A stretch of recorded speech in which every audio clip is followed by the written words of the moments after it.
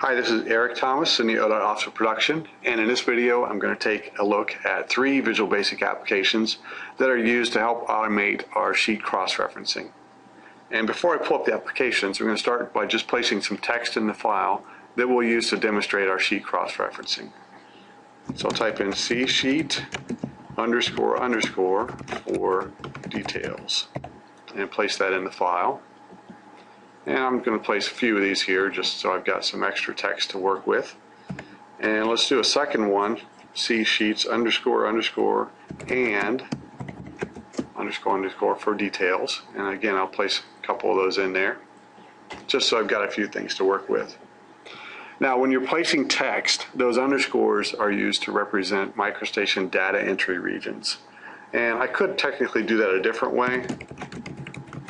If I right-click here, there's an option to insert a data entry field, and I can pick the number of characters for that and just OK it, and it brings in the underscores that way. So either way will work. It's really up to you as a user which way you want to do. I just prefer to type in the underscores. Now, sometimes we'll have text in our file that comes from a different source, not by just typing in MicroStation. Maybe you've imported some text from Word or Excel, or maybe some text just from an ASCII text file. I'm going to take a look at that also. So I've got UltraEdit open here, and I've got just an ASCII text file with a C sheet __ for details. And I'll use Control-C to copy that, come back to MicroStation and paste that, or Control-V. I'm just going to put this down here. And again, I'm going to do this a couple times just so I've got a few text strings to work with. And right away I can see visually that those underscores look a little different. And in this case, those underscores are just simple underscore characters. They're not data entry fields. So I just wanted you to be aware that when you import text from other sources, those are going to come in just as simple underscores and not as data entry regions that you can work with. Now I could edit text here and change that to a data entry region just by inserting an entry field here, make that 2 characters, OK. Let me do that again. Technically, I probably should have deleted that out and then inserted a region. And that will work fine. The editing can be tedious if you've got a lot of these to change. So I'm going to undo that. And I'll show you part of our applications that Andrea wrote, an option to automatically go ahead and convert those from underscores to data entry regions. So let's take a look at the applications. So under ODOT pull down, Sheet Management, Cross-References, there's 3 utilities available for you. And I'm just going to demonstrate each of these. And I'll start with Create and Edit. So this is going to allow me to assign a cross-reference to a text string, or specifically to one of the data entry regions in the text string. So I'm going to pick the Select XREF Text button and pick one of these text strings. And you can see it's got the text there, and it's kind of highlighted the data entry region. And at the bottom I've got the option to pick a design file, and that will be the file that this is going to reference.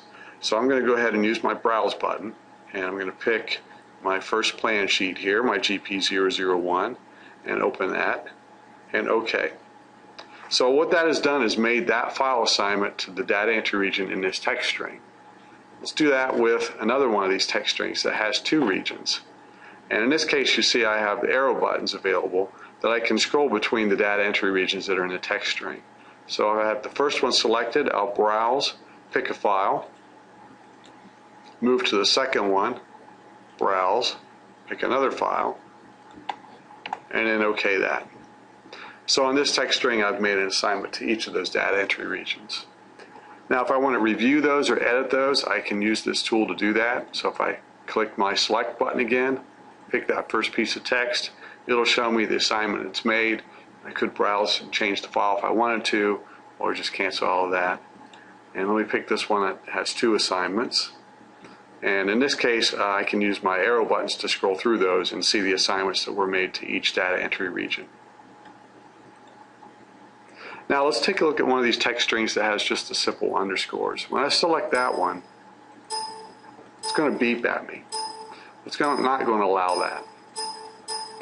So I have to convert these underscores to data entry regions in order for the application to use those. So that's it for the first application, and I've only made two text strings assignments here. And I'm going to go ahead and close that and look at the other applications. Okay, the next one on the list is the numbering application, and that's the one that's going to actually go out and read the design file that's associated with the data entry region, get the sheet number from that file, and use that to complete my reference. I'm going to save that for last, and let's look at the utility next. Now, the utility program is something that Andrea wrote at the request of some users that said, hey, I've got some text in my file, and I don't know if I've made assignments or not. Because you may make these assignments weeks or even months before you actually have sheet numbers and before you actually process the numbering. So the utility allows you to just do some visual reviewing of the text in your file to see what has assignments and what does not have assignments, and maybe also see what text out there has underscores that need to be converted.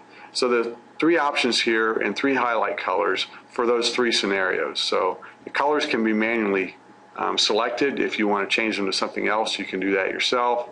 Maybe I want to use a blue here for the second option and maybe a green for the third. So that's really up to you if you want to change those. I probably should have left them on the defaults, but too late now. So when I go ahead and turn the backlights on, you'll see this text is going to highlight with the colors that are selected.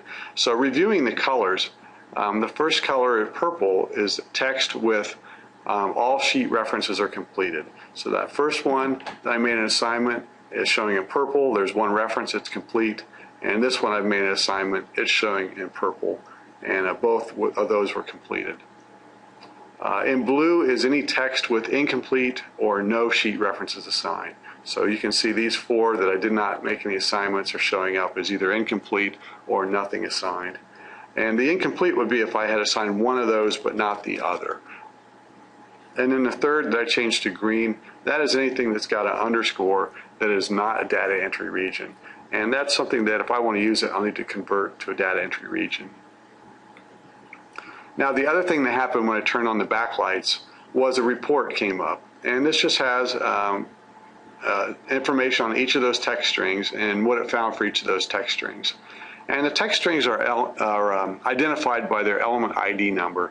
So that may not be all that useful to you initially, but if you find this report useful and something you'd like to save, there's a save option here, and you can just go ahead and save that, and it's something that can be later reviewed.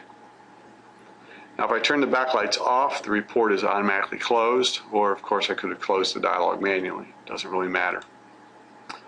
So now let's look at converting these data entry fields here, I should say these underscores, into data entry fields.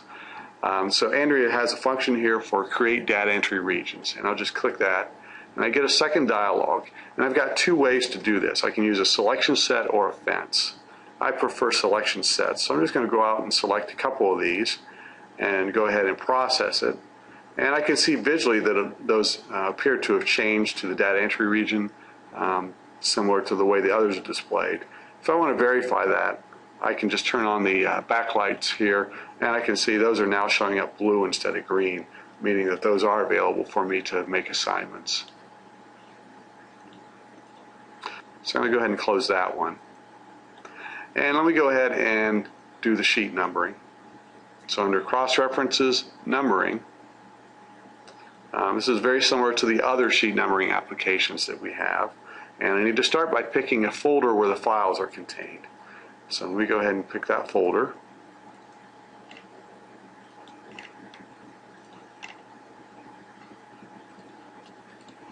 And it's giving me a list of all the sheets, or all the files that are in that sheets folder. And I am going to number just this file that I'm in. So I'm using a file named xrefdemo.dgn.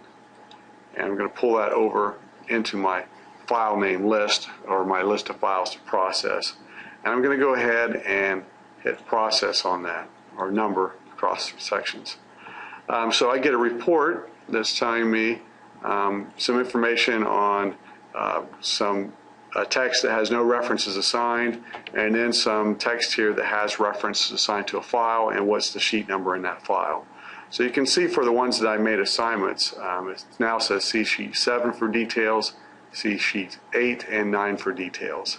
So let's go on and just read those files and got the sheet numbers out of those files to update the numbering. So that's really all there is to the numbering application. Again, the files that you want to process, you'll just choose them from the list here, add them to the processing list, and then go ahead and click the Number Cross-References button. This list can be saved, so if I need to go reprocess this again at a later time, I can load a previously saved list and just go ahead and tell it to renumber those instead of choosing all my files here. So I think that's about it for the 3 applications. If you've got a plan with a lot of cross-references, it's a very valuable group of tools to use to help keep those cross-references up to date and current. So it's something that as I got towards the end of my plan, I had everything numbered, I'd go through and process the numbering here for the cross-references, and that way I'm going to be sure that all my cross-references in my plan are pointing to the correct sheet number. If you have any questions with any of these applications, feel free to contact the ODOT Office of Production. Thanks for watching and have a great day.